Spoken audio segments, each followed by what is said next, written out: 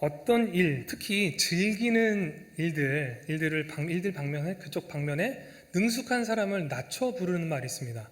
얕잡아서 좀 낮춰서 부르는 말이 뭐냐면요, 꾼입니다. 저 꾼인데, 이런 표현인데요. 그 꾼이 혼자 쓰이는 게 아니고 다른 말이랑 함께 쓰이게 되면 낮춰 부르는 말이 아니고요, 그 일에 종사하는 사람, 그 일을 전문적으로 하는 사람이라는 뜻이 됩니다. 예를 들면 이런 식입니다. 나무꾼, 나무를 베는 일을 전문적으로 하는 사람이라는 뜻이죠. 사냥꾼은요, 사냥을 전문으로 하는 사람이라는 뜻입니다. 오늘 우리 말씀의 제목을 제가 사랑꾼 성도라고 잡았는데요. 그럼 사랑꾼은요, 사랑의 전문인 사람이라는 뜻입니다. 사전적인 정의는 이겁니다. 사랑꾼은요, 사랑을 최고의 가치로 여겨서 사랑하는 사람에게 온 정성을 다하는 사람이 사랑꾼입니다. 인터넷에 사랑꾼에 대한 여러 가지 특징들이 나와 있습니다. 한번 찾아봤습니다. 어떤 게 사랑꾼의 특징일까? 찾아보면서 살짝 걱정했어요. 사랑꾼, 사랑을 굉장히 잘하는, 자신의 연인에게 굉장히 뭔가 잘하는 남자들, 이런 특징이잖아요. 그래서 걱정했던 부분들은 이런 거였습니다. 거기 이벤트를 어떻게 하고 막 이런 거 관련된 것이 나오면 굉장히 부담스럽겠다 했는데, 사랑꾼의 특징이 그런 게 아니더라고요. 이런 거였습니다. 다정한 사람, 이해심이 많은 사람, 친구처럼 편안한 사람, 유머러스한 사람, 성실한 사람. 굉장히 평범한 그런 요건들이죠. 네, 잘 모르시죠? 지금 앞에서 볼 때는 몇몇 분들이 눈을 반짝반짝 하십니다. 이런 느낌이에요. 나잖아, 난데, 이런 느낌이에요. 이것뿐만이 아니고 조금 더 있습니다. 예를 들면요, 거짓말하지 않는 사람, 술, 담배를 멀리하는 사람, 주변에 이성 친구가 많지 않은 사람, 이런 것도 사랑꾼의 특징들에 포함이 됩니다. 그 자신의 여자친구든 남자친구든 이성 친구를 조금 더 배려할 수 있는 환경이 되는 거죠. 조금 더 눈빛이 반짝이시는 분들이 계십니다. 맞아요. 여러분이 바로 사랑꾼입니다. 사랑꾼이라고 하는 이 단어에 굉장히 잘 맞는 사람들이 있는데, 그게 누구냐면요, 바로 우리들입니다. 우리들이 누구죠? 그리스도인들, 크리스찬들, 하나님을 믿는 사람들이 바로 사랑꾼입니다. 이것은 제 말이 아니고요, 오늘 성경에서 읽었던 성경의 말씀, 하나님의 말씀입니다. 하나님의 말씀에서 이렇게 표현하고 있습니다. 제가 말씀을 읽어드릴게요. 7절, 8절, 본문 7절, 8절 말씀입니다. 사랑하는 자들아, 우리가 서로 사랑하자. 사랑은 하나님께 속한 것이니 사랑하는 자마다 하나님으로부터 나서 하나님을 알고, 사랑하지 아니하는 자는 하나님을 알지 못하나니 이는 하나님은 사랑이심이라. 오늘 성경 본문은 우리를 사랑의 교제 가운데 초청하고 있습니다. 우리가 함께 사랑합시다 라고 얘기하고 있어요. 그러면서 우리가 사랑할 수 있는 이유를 이렇게 표현하고 있습니다. 사랑이신 하나님이 우리 안에 계시기 때문에 우리는 얼마든지 사랑할 수 있어요. 그러니까 우리 뜨겁게 사랑합시다, 이렇게 초청하고 있는 것입니다. 이것이 바로 우리가 사랑꾼일 수 있는, 사랑을 많이 할 수 있는 첫 번째 요인입니다. 원인입니다. 그런데요, 사실 본문 말씀을 잘 살펴보게 되면은 그냥 사랑의 초청을 기쁨으로 받아들이기에는 조금 부담스러운 말씀들이 있어요. 어떤 거냐면, 우리가 사랑을 잘하면 우리 안에 하나님이 계시는구나 라고 생각할 수 있습니다. 아니, 이거죠. 하나님이 우리 안에 계시니까 사랑을 잘 할 수 있어요. 맞습니다. 그런데 약간 다르게 생각해 볼까요? 그럼 사랑을 잘 못하면, 나는 사랑 잘 못하는데요? 이런 무슨 말이죠? 그 안에 하나님이 없다라는 얘기입니다. 이게 그 말이에요? 그리고 20절에서는 조금 더 적나라하게 이야기합니다. 제가 읽어드릴게요. 누구든지 하나님을 사랑하노라 하고 그 형제를 미워하면 이는 거짓말하는 자니, 보는 바 그 형제를 사랑하지 아니하는 자는 보지 못하는 바 하나님을 사랑할 수 없느니라. 더 분명히 말합니다. 형제 사랑하지 않고 형제 미워하는 친구들이 아니군요. 죄송합니다. 미워하는 사람들, 그들은 하나님 사랑이 없다라는 겁니다. 다시요. 그들은 하나님 믿는 사람 아니에요 라고 얘기하는 겁니다. 굉장히 부담스러운 얘기입니다. 갑자기 처음에 이제 사랑합시다 하고 막 이제 이랬다가 갑자기 이렇게 넘어오니까 굉장히 부담스러워지는데, 부담스러워지는 이유가 딴 게 아니죠. 나는 사랑 잘 못하는 것 같은데요. 사랑을 못했던 기억들이 새록새록 떠오르지 않는가요? 굉장히 부담스러울 수 있습니다. 그 부분들은 잠깐 접어두시겠습니다. 그 부분들은 조금 있다가 좀 같이 나누면서 다룰게요. 분명한 것은, 그것보다 더 중요한 건요, 그리스도인들, 하나님을 믿고 있는, 예수님을 우리 주인으로 모시고 있는 그들은 분명히 오늘 성경이 말하는 것들은 그겁니다. 사랑꾼이라고 성경이 말하고 있습니다. 우리가 지금 사랑하든 사랑하지 못하든 상관없이요, 우리는 사랑꾼입니다. 아멘? 전혀 이해가 안 되시는 건가요? 아니면 믿음으로 화답하게 부담스러우신 건가요? 자, 오케이. 그냥 따라합시다. 나는 하나님의 사랑꾼입니다. 자, 다시요. 이유는 뭐냐면요, 제가, 여러분이 예수님을 믿고 있고 하나님 믿고 있잖아요. 그리고 우리 안에 성령님이 계시죠. 아멘? 아멘. 맞아요. 우리 안에 성령님이 계시는데 그분이, 하나님이 사랑이시래요. 그렇기 때문에 우리는 사랑을 할 수밖에 없는 자입니다. 그래서 우리는 사랑꾼인 겁니다. 아멘? 제발요. 네. 그렇게 했으면 좋겠습니다. 여러분, 잠깐 다음 거 넘어가기 전에 잠깐 인사할까요? 우리 좌우에 계신 분들 잠깐 바라보시면서 잠깐 인사하겠습니다. 어떻게 인사할 거냐면요, 이렇게 인사하겠습니다. 안녕하세요, 사랑꾼님. 반갑습니다. 한 번 더 인사하겠습니다. 사랑의 전문가라고 들었습니다. 존경스럽습니다. 네, 굉장히 훈훈해지면서 화기애매한 분위기가 됐네요. 분명합니다. 여러분이 어떻게 생각하시는 것과 상관없이요, 우리는, 하나님이 그렇게 말씀하세요. 우리는 사랑꾼이라고, 사랑을 할 수 있는 자라고 그렇게 말씀하십니다. 우리가 사랑을 할 수 있는 첫 번째 이유는 우리 안에 하나님이 계시기 때문인데, 두 번째, 세 번째, 한 두 가지 정도의 더 이유가 오늘 성경 본문에 나옵니다. 이 두 가지는 우리가 하나님으로부터 받은 큰 사랑과 관련이 있습니다.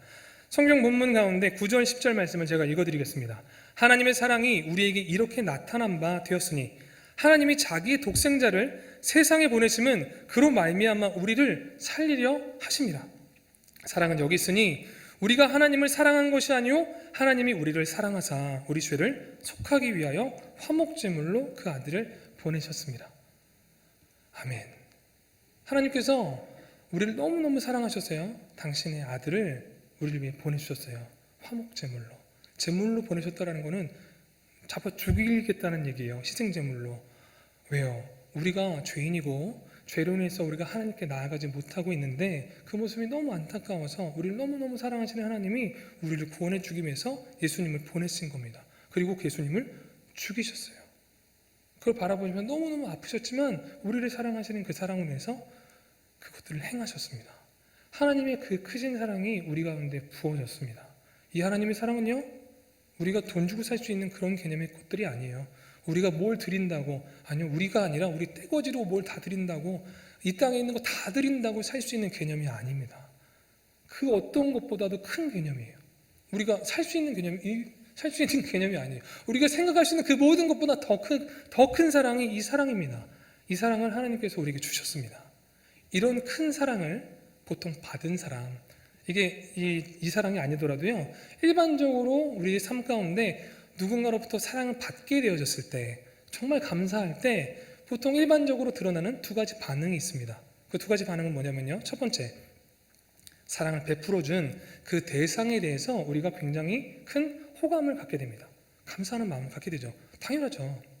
두 번째, 우리에게 부어진 그 사랑에 감사해서, 귀한 것들에 감사해서 우리도 그렇게 반응하고 싶은 마음이 들게 되어집니다. 다시 말하면요, 우리가 사랑을 받았으면 그 사랑을 이제는 행하고 싶은 마음이 듭니다. 아닌데요? 라는 표정이신 것 같은데요. 맞습니다. 그렇게 합니다. 우리가 분명히요. 그것과 관련된 말씀이 어떤 거냐면요, 오늘 본문 말씀에 제가 읽어드릴게요. 11절인데요. 사랑하는 자들아, 하나님이 이같이 우리를 사랑하셨은즉 우리도 서로 사랑하는 것이 마땅하도다. 이게 그냥 여러분 우리 사랑 받았으니까 열심히 하십시오, 이것뿐만이 아니고요, 실제로 이렇게 하는 겁니다. 왜요? 그 사랑이 너무 감사하니까, 기쁘기 때문에. 실제로 우리가 이렇게 많이 합니다.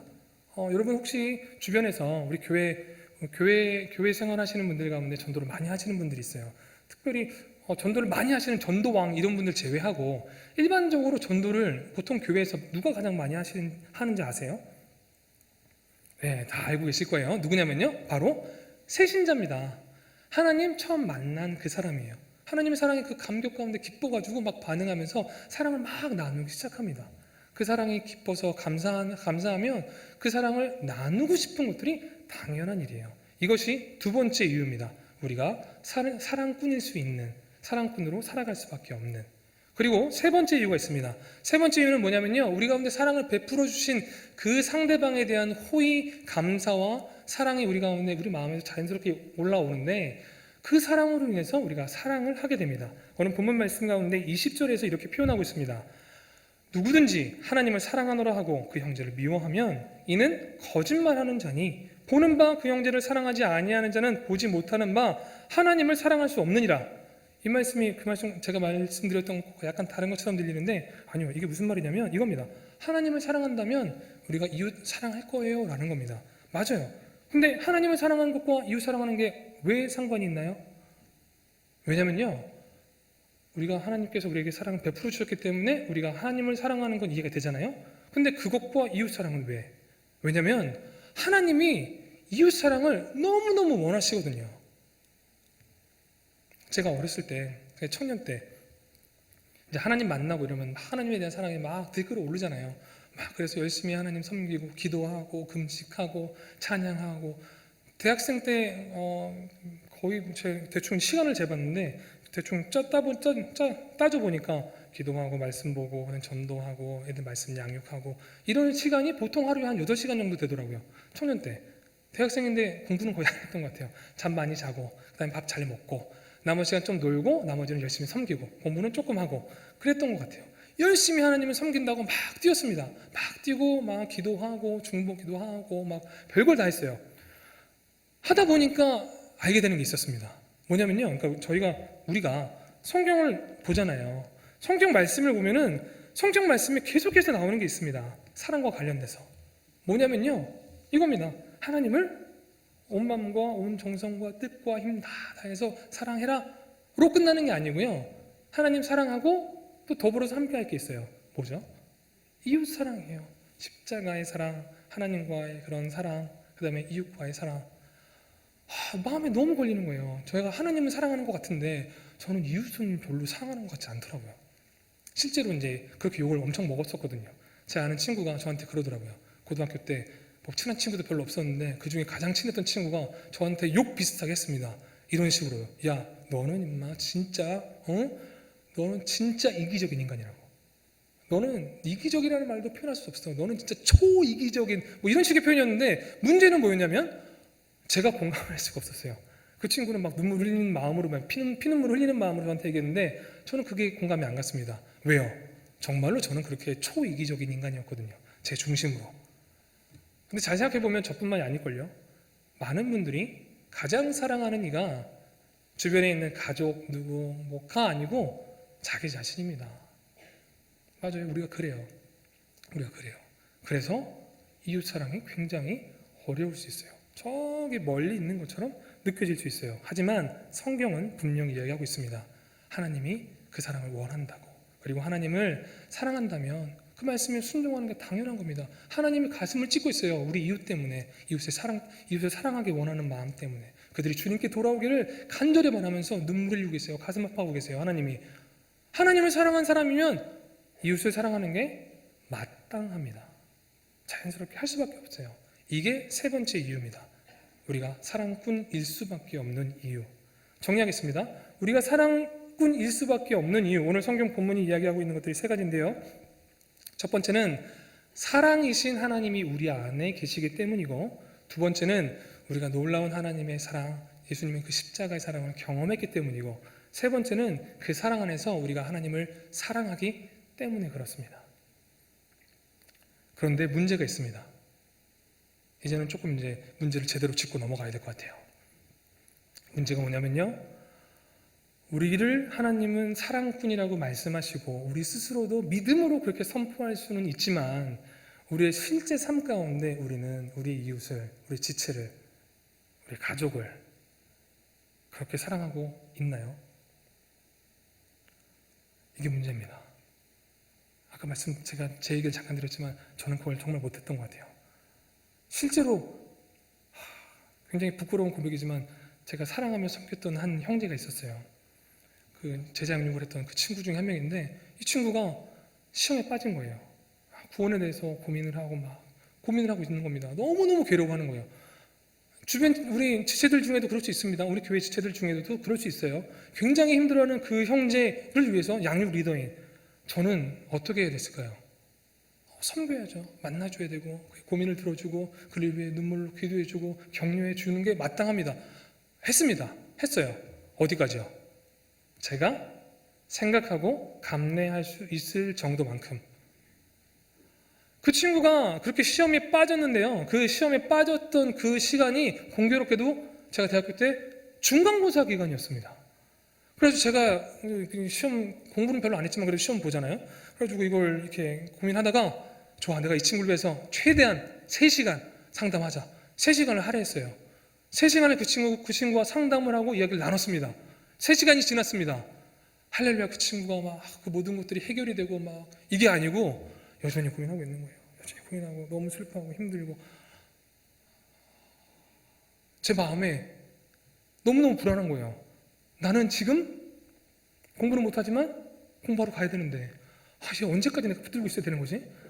너무너무 힘들더라고요. 그러다가 제가 어떻게 했을까요? 그냥 버려버리고 도망가 버렸어요. 공부한다고. 왜 그런 줄 아세요?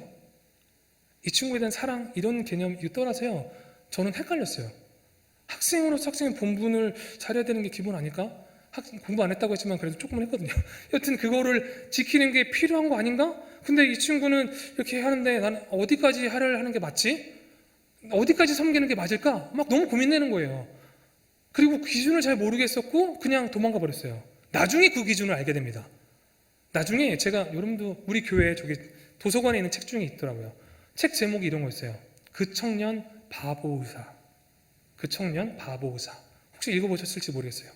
정말로 아름다운 삶을 살았던 한 의사 선생님의 청년 의사 선생님의 이야기예요. 그분은 자신이 한 형제를 섬기면서 그들이 괴로워하니까 그들을 섬기기 위해서 의대 그 본과 과정 가운데 그냥 한 학기 그냥 누락해 버립니다. 자연스럽게 버리는 거예요. 그냥 한 학기가 뭐 중요해? 그 영혼이 중요하지. 갖다 버리는 겁니다. 저는 그렇게 해도 된다라는 것들을 잘 몰랐던 것 같아요. 물론 사랑도 부족했지만 여튼 그 사랑이 쉽지가 않습니다. 제 안에 그 사랑을 저는 하지 못했어요. 우리도 그럴 수 있습니다. 근데 더 큰 문제가 있습니다. 우리가 사랑을 못하는 그 정도의 문제가 아니고요. 예수님이 말씀하시는 이 사랑의 정도가 문제입니다. 무슨 말이냐면요. 오늘 아까 우리에게 사랑에 대해서 이야기하고 계시는 이 사랑이 어떤 건지 힌트가 살짝 나와요. 21절에 이렇게 나옵니다. 이 사랑을 우리가 계명으로 받았다라고 얘기합니다. 계명으로 받았대요. 무슨 말일까요? 예수님이 이것을 제자들에게 계명으로 주신 때가 있습니다. 요한복음 13장. 언제요? 예수님 십자가에 못 박혀 죽으시기 바로 그 전날, 그 밤에 제자들에게 새 계명을 주십니다. 뭐라고요? 너희 서로 사랑해라. 얘들아, 너희 서로 사랑해야 돼. 어떻게요? 조건이 붙었어요. 내가 너희를 사랑한 것처럼. 새 계명에 대해서 좀 잘 이해하려면 조금 더 고민해 봐야 됩니다. 새 계명과 약간 다른 개념이 옛 계명이잖아요. 옛 계명이 구약에 나와 있는 그 많은 계명들인데 이 많은 계명들을 예수님은 2가지로 정리하셨어요. 율법학자가 물어봤거든요. 무슨 계명이 가장 큽니까? 이랬더니 예수님이 2가지로 깔끔하게 정리해 주셨어요.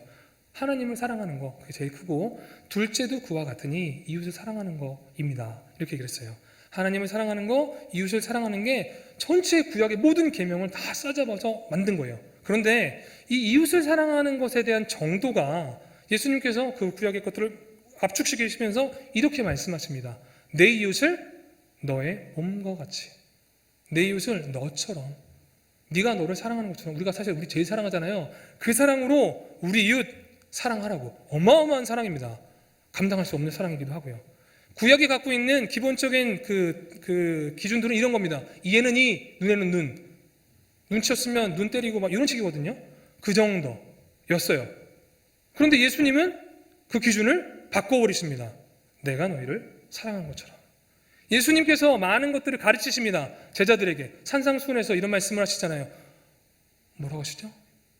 오른뺨을 치면 왼뺨을 돌려대라고. 그 다음에요. 속옷 달라고 하면 겉옷까지 내주라고. 이게 뭔가요? 오리를 가져고 하면 십리를 가라고? 그 다음에 나오는 게 뭐냐면 원수에 대한 사랑이 나옵니다. 옛날 너희들 구약에 이렇게 나왔지? 이웃은 사랑하고 원수는 미워하라고. 그 다음 구절이 이렇게 나옵니다. 아니, 원수까지 사랑해라 라고 말씀하십니다. 굉장히 부담되는 말씀입니다. 그리고서는 예수님이 그 말씀대로 우리를 먼저 사랑하셨어요.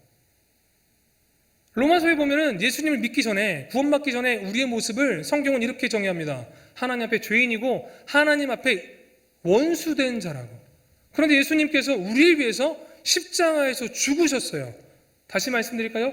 원수된 자를 위해서 생명을 주셨습니다. 그 사랑을 당신께서 말씀만 하신 게 아니라 실제 당신의 삶으로 사셨습니다. 그리고 이제 제자들에게 뭐라고요? 이 사랑 이제 너희가 해야 돼. 너희 원수 위해서 내가 널 위해 죽은 것처럼 너희도 죽어라. 이게 뭔가요? 굉장히 부담되는 말씀입니다. 예수님께서 우리에게 원하시는 사랑이 이런 겁니다. 사랑의 기준을 여기서 이렇게 올리셨어요. 아까 우리가 부담스러웠던 것들, 우리가 사랑하는 사람에 대해서 얘기했을 때, 사랑꾼에 대해 얘기했을 때 우리가 부담스러웠던 거는 그 정도였을 거예요. 그냥 친구들 가끔 화내고 사랑하지 못하고 보듬지 못하고 우리 와이프 생일 잘 챙겨주지 못하고 이벤트도 못하는 나의 안타까움, 아니면 아들 밥을 잘 챙겨주지 못했나요? 아니면 기도하지 못했나요? 여러 가지 것들이 있습니다. 그런데 그런 문제가 아닙니다. 성경이 말하는 사랑이라는 기준이 그 정도의 선이 아니에요. 끝도 보이지 않는 선이에요. 아니, 정확하게 말하면 우리가 할 수 없는 겁니다. 사람이 감당할 수 없는 그 사랑을 하나님이 우리에게 명령하고 계십니다. 어떻게 이런 사랑을 할 수 있을까요? 오늘 본문 말씀 분명히 말하고 있습니다. 우리가 사랑꾼이라고. 다시 말하면 그 사랑 살 수 있다고 말합니다. 어떻게 그런 사랑을 할 수 있을까요? 오늘 본문에서 한 3가지 정도로 정리가 되는데요. 아까 우리가 사랑꾼이었던 이유와 동일합니다. 첫 번째요. 우리가 사랑꾼일 수 있는 이유. 첫 번째 뭐였죠? 사랑이신 하나님이 우리 안에 있기 때문에. 맞아요. 그러면 우리가 그 사랑을 하기 위해서는 동일하게 이게 필요합니다. 어떤 거요? 하나님이 우리 안에 계셔야 됩니다. 무슨 얘기냐면요. 예수님 믿고 예수님을 마음 가운데 영접해야 된다는 겁니다. 하나님의 자녀가 되어야 합니다. 그것이 첫 단추입니다.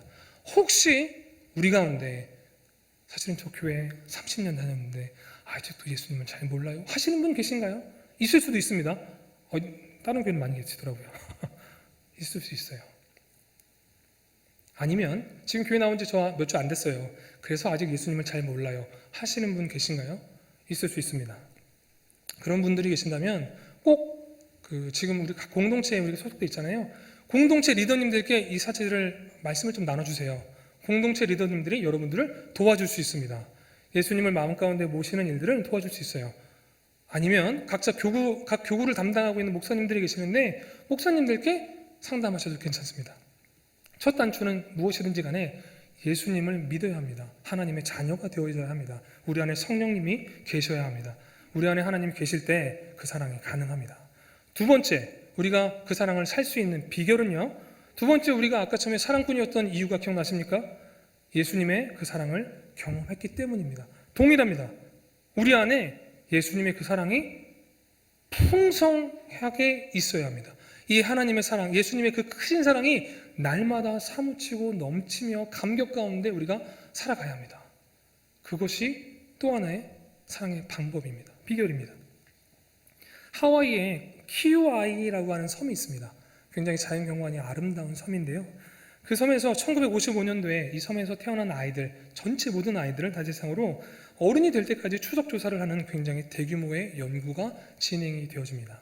그때 그 연구의 목적은요, 키우아이 섬이 굉장히 어려웠었거든요. 그 당시에 삶의 환경들도 너무 어렵고 밥도 잘 못 먹고 교육도 잘 못 받고 어른들이 막 그냥 뭐 알코올 중독자에다가 막 엉망이었어요.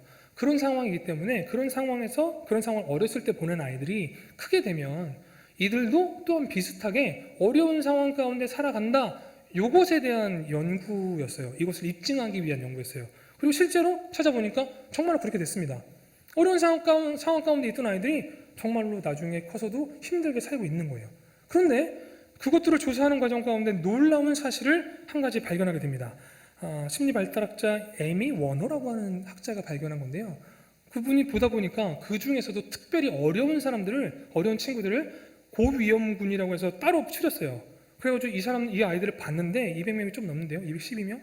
그 아이들을 잘 봤는데 그 아이들 가운데 3분의 1은 전체가 다 엉망이 되어야 되는데 전체가 다 엉망이 아니고요. 3분의 1은 굉장히 건강하게 자라가고 있는 거예요. 건강한 부모님을 둔 가정에 자란 아이들처럼 자란 겁니다. 그들에게 실제적으로도 그런 것들이 드러났어요. 남을 배려하는 마음, 자신의 의견도 잘 이야기하고 들어주고 사랑하고 인내심이 있고 학업 성취도 높고 너무너무 신기한 거예요. 아니 왜? 어떻게 해서 이렇게 엉망인 상황 가운데 대부분의 아이들이 다 엉망이 됐는데 이 아이들 한 70명의 이 아이들은 왜 괜찮은 거야? 너무너무 궁금해가지고 알아봅니다. 알아보니까 그곳에서 알게 된 놀라운 사실은요, 그렇게 건강하게 자란 모든 아이들 다 똑같아요. 그 아이들에게는 누군가 그들의 말을 들어주고 그들의 편이 되어주고 그들의 모든 것들을 받아줄 수 있는 그런 무조건적인 사랑을 베풀어준 사람이 있었습니다. 적어도 한 명 이상. 그 사랑이 그 어려운 상황 가운데 자라는 그 아이들이지만 건강하게 자랄 수 있도록 그들을 키워왔던 겁니다. 여러분 동일합니다.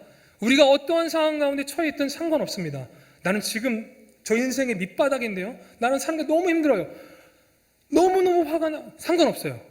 우리 안에 예수님이 베풀어 주신 그 크신 사랑이 풍성하게 부어지고 그 사랑을 우리가 날마다 만끽할 수 있으면, 그 사랑을 우리가 느낄 수 있으면, 그 사랑 가운데 우리가 살아갈 수 있으면, 그 사랑으로 인해서 우리가 감격하고 하나님께 감사할 수 있으면 우리는 사랑할 수 있습니다.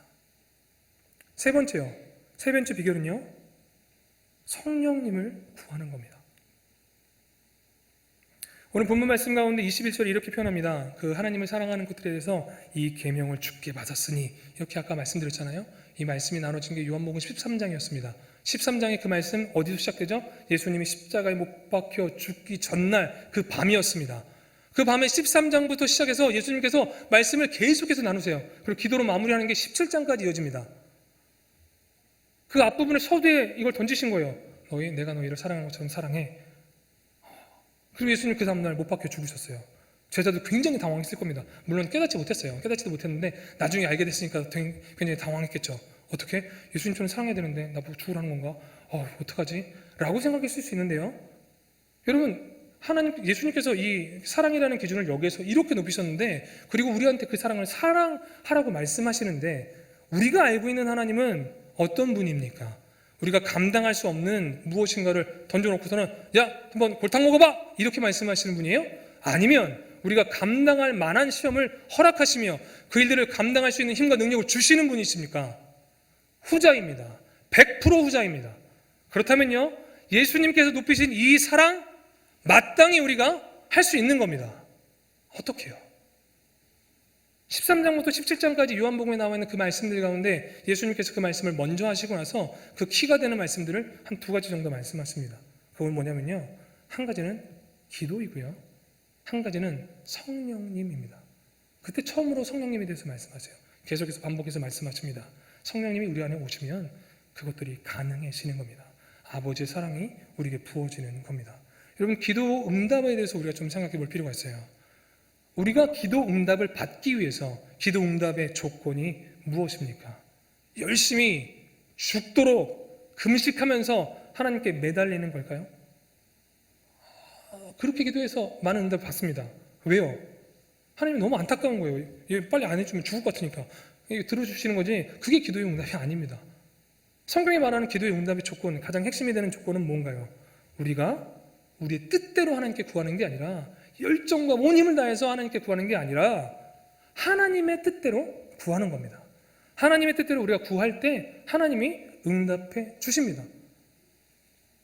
하나님 응답해 주시기를 너무너무 기뻐하세요.